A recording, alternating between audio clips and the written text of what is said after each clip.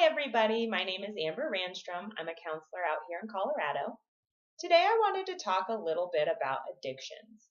So, addictions can be anything from substances, alcohol, food addictions, sex addictions, gambling, working out, eating healthy. There are good addictions and there are bad addictions. Good addictions are just things that we do, like working out or eating healthy. These things don't necessarily negatively impact our bodies or our chemical makeup, but they can become a problem if they are negatively impacting other areas of our lives, such as finances or time spent with loved ones or personal relationships. So even though we feel like we might be doing something good and healthy for our body, it could also be a negative addiction as well. And then there are the more common ones that people often think about when they think of addictions, such as gambling, sex, alcohol, drugs, those type of addictions. Those addictions are a little bit easier to identify because we can see the negative impact and we know that maybe it's not necessarily a good thing that we are overeating or using substances or drinking. Now, there are chemical makeups in our brain that determine whether the substance is going to impact us in a certain way. For example, some people have genetic carryover. So in their family, they might have had addiction issues or problems. And this just means that when they use a substance or go shopping or whatever their high might be or their substance might be that causes the addiction, it just means that it impacts their brain and their body differently than it would to somebody who doesn't necessarily have this genetic makeup or this predetermination. But there is also another thing that can create an addiction. It's just habit. So it's kind of like brushing your teeth.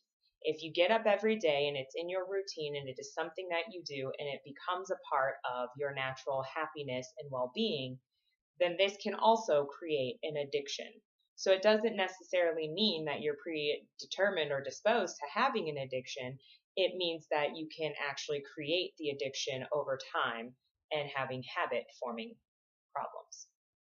Some signs that you might be taking whatever hobby or habit a little too far is if our personal relationships begin to get impacted.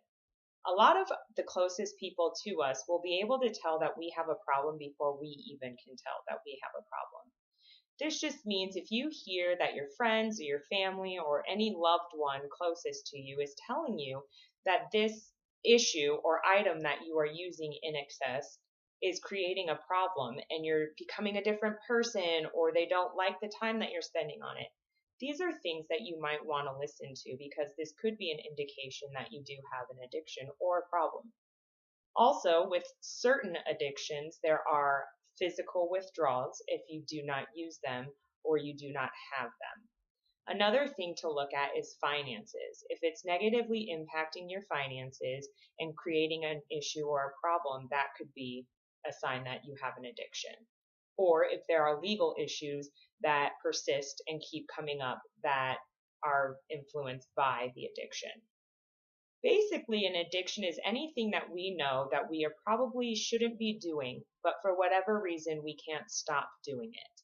Either it makes us feel good, it makes us feel happy, it creates this unawareness of other things going on, it creates a release of stress.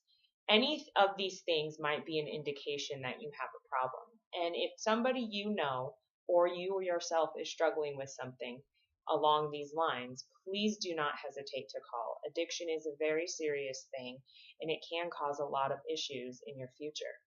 My name is Amber Randstrom and I look forward to hearing from you soon. Thank you so much.